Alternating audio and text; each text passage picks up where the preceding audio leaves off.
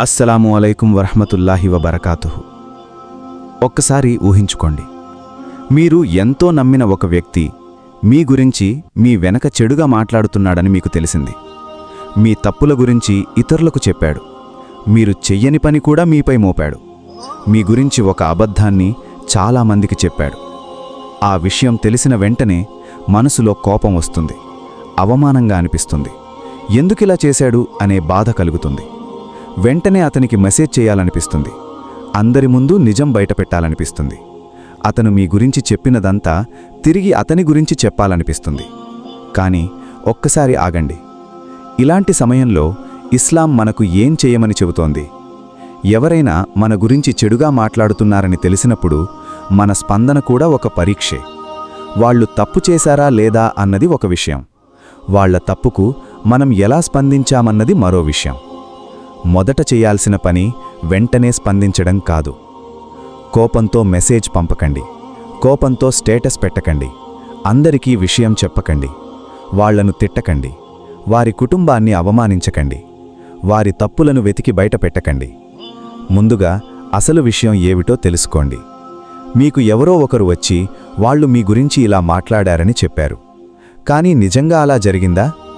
ఎవరు చెప్పారు? ఏ సందర్భంలో చెప్పారు? మాటలను తప్పుగా అర్థం చేసుకున్నారా? ముందుగా నిజాన్ని నిర్ధారించుకోవాలి. అల్లా సుబ్హానహు వ తఆలా సూరహ్ అల్ హుజూరాత్ 49వ అధ్యాయం 6వ ఆయత్లో ఒక ఫాసిక్ వ్యక్తి మీ దగ్గరకు ఏదైనా వార్త తీసుకువస్తే దాన్ని పరిశీలించండి. తెలియక ప్రజలకు హాని చేసి తరువాత పశ్చాత్తాపపడకుండా ఉండటానికి అని ఆదేశిస్తున్నాడు. అంటే విన్న ప్రతి మాటకు వెంటనే స్పందించడం ముస్లిం విధానం కాదు. మరి గీబత్ అంటే అసలు ఏమిటి? ప్రవక్త ముహమ్మద్ సల్లల్లాహు అలైహి వసల్లం గారు సహీహ్ ముస్లింలో గీబత్కు చాలా స్పష్టమైన నిర్వచనం ఇచ్చారు. ఒక వ్యక్తి తన సోదరుడి గురించి అతనికి నచ్చని విషయాన్ని అతని గైర్హాజరీలో చెప్పడం గీబత్ అని వివరించారు. సహాబాలు, మీరు చెప్పేది నిజమే అయితే అని అడిగినప్పుడు ప్రవక్త ముహమ్మద్ సల్లల్లాహు అలైహి వసల్లం గారు, నువ్వు చెప్పేది అతనిలో నిజంగా ఉంటే అది గీబత్, అది అతనిలో లేకపోతే నువ్వు అతనిపై బుహ్తాన్ చేశావు అని వివరించారు. ఇక్కడ చాలా ముఖ్యమైన తేడా ఉంది. మీరు ఒక వ్యక్తి గురించి చెప్పింది నిజమే అయినా అతనికి నచ్చని విషయాన్ని అతని వెనక చెప్పడం గీబత్ కావచ్చు. కానీ మీరు చెప్పింది అబద్ధమైతే విషయం మరింత తీవ్రమవుతుంది.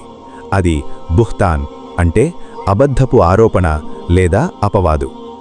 అందుకే ఎవరో మన గురించి చెడుగా మాట్లాడారని తెలిసినప్పుడు మనం కూడా వాళ్ల గురించి నిజమైన చెడు విషయాలు చెప్పడం ద్వారా ప్రతీకారం తీర్చుకోవడం సరైన మార్గం కాదు.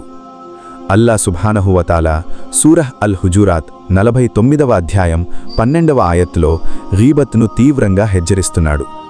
ఒకరు తన చనిపోయిన సోదరుడి మాంసాన్ని తినడాన్ని ఇష్టపడతారా అని ప్రశ్నిస్తూ దాని ద్వారా గీబత్ ఎంత అసహ్యకరమైనదో అర్థమయ్యేలా హెచ్చరిస్తున్నాడు. కాబట్టి గాసిప్ ఒక చిన్న సామాజిక అలవాటు కాదు. ఒకరి గౌరవాన్ని దెబ్బతీయడం, కుటుంబ సంబంధాలను నాశనం చేయడం, మనుషుల మధ్య ద్వేషాన్ని పెంచడం వంటి తీవ్రమైన పరిణామాలకు అది దారితీయవచ్చు. అయితే ఒక ముఖ్యమైన విషయం, ప్రతి ప్రతికూల మాట గీబత్ కాదు. ఒక వ్యక్తి గురించి నిజమైన అవసరం ఉన్న సందర్భంలో అన్యాయం గురించి ఫిర్యాదు చేయడం, నష్టం నుంచి ఎవరినైనా రక్షించడానికి నిజమైన హెచ్చరిక ఇవ్వడం, లేదా సరైన సలహా కోసం ఒకరి గురించి అవసరమైన సమాచారాన్ని చెప్పడం వంటి సందర్భాలు సాధారణ గాసిప్తో సమానం కావు.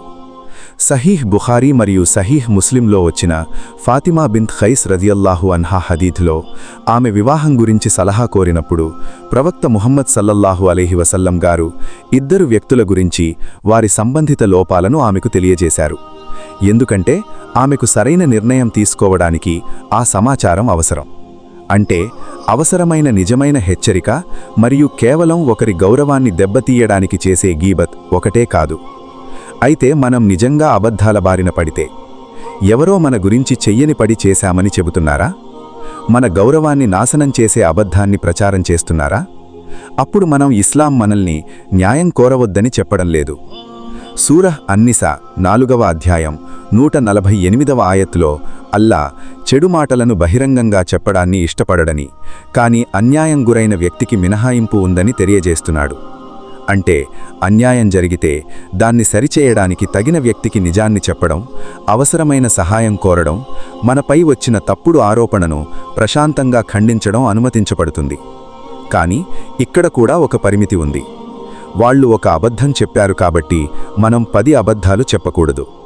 వాళ్ళు మనల్ని అవమానించారు కాబట్టి మనం వారి తల్లిదండ్రులను లేదా కుటుంబాన్ని అవమానించకూడదు. వాళ్ళు మన కుటుంబ మధ్య భేదాలు తెచ్చారు కాబట్టి మనం వారి కుటుంబ సంబంధాలను తెంచకూడదు. వాళ్ళు ఒక పాపం చేశారని చెప్పారని మనం వారి ప్రతి తప్పు వెతికి అందరికీ చెప్పకూడదు. న్యాయం కోరడం ఒకటి, ప్రతీకారం తీర్చుకోవడం మరొకటి. మరి ఆ వ్యక్తిని నేరుగా ఎదుర్కోవాలా? దానికి ఒకే సమాధానం ఉండదు.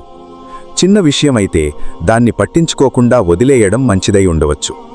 ప్రశాంతంగా ఒక ప్రైవేటు సంభాషణ ద్వారా అపార్థాన్ని తొలగించగలిగితే అది మంచిది. కానీ విషయం మరింత తీవ్రమై కుటుంబం, ఉద్యోగం, వివాహం, ఆర్థిక స్థితి లేదా భద్రతకు హాని కలిగిస్తుంటే నమ్మకమైన పెద్దలు లేదా తగిన బాధ్యత కలిగిన వ్యక్తుల సహాయం తీసుకోవడం అవసరం కావచ్చు.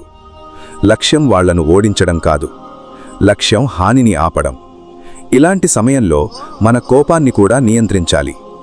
ప్రవక్త ముహమ్మద్ సల్లల్లాహు అలైహి వసల్లం గారు సహీహ్ బుఖారీ మరియు సహీహ్ ముస్లింలో నిజమైన బలవంతుడు ఇతరులను కింద పడేసేవాడు కాదు, కోపం వచ్చినప్పుడు తన్ను తాను నియంత్రించుకునేవాడు అని బోధించారు.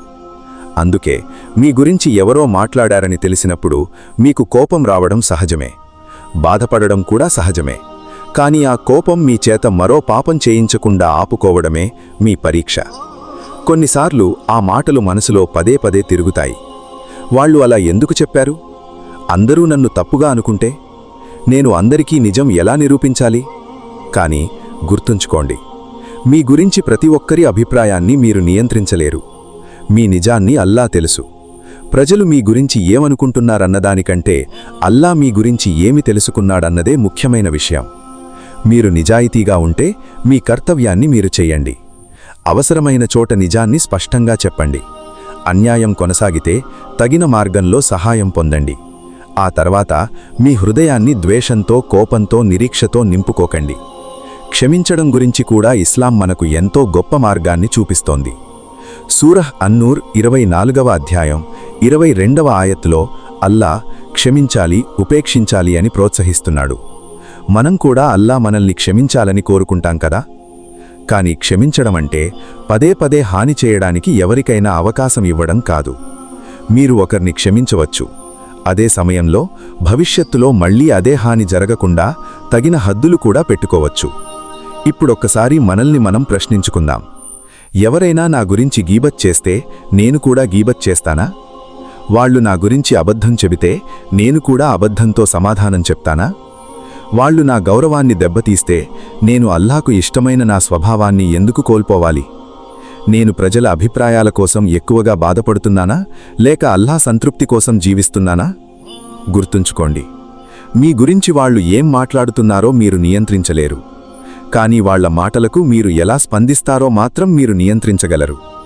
వాళ్ళు గీబత్ చేస్తే మీరు గీబత్ చెయ్యకండి. వాళ్ళు అబద్ధం చెబితే మీరు నిజాన్ని వదలకండి. వాళ్ళు మిమ్మల్ని బాధిస్తే వారి ప్రవర్తన కారణంగా మీరు అల్లాకు ఇష్టంలేని వ్యక్తిగా మారకండి. ఎందుకంటే వాళ్ల మాటలు వారి పరీక్ష కావచ్చు, కానీ మీ స్పందన మీ పరీక్ష. ఓ అల్లా సుబ్హానహు వ తఆలా, మా నాలుకలను గీబత్ మరియు అబద్ధాల నుంచి కాపాడు. మా గౌరవాన్ని కాపాడు. ప్రజలు మమ్మల్ని బాధించినప్పుడు సబ్రు ప్రసాదించు. అన్యాయం నుంచి మమ్మల్ని రక్షించు. జ్ఞానంతో, సహనంతో స్పందించే తౌఫీకివ్వు. మా హృదయాలను ద్వేషంతో, కోపంతో, ప్రతీకారంతో పవిత్ర చెయ్యి. నిజాయితీపై మమ్మల్ని స్థిరంగా ఉంచు. మా పాపాలను క్షమించు. మా స్వభావాన్ని నీకు ఇష్టమైనదిగా మార్చు. మమ్మల్ని జన్నతుల్ ఫిర్దౌస్లో ప్రవేశింపచెయ్యి. ఆమీన్.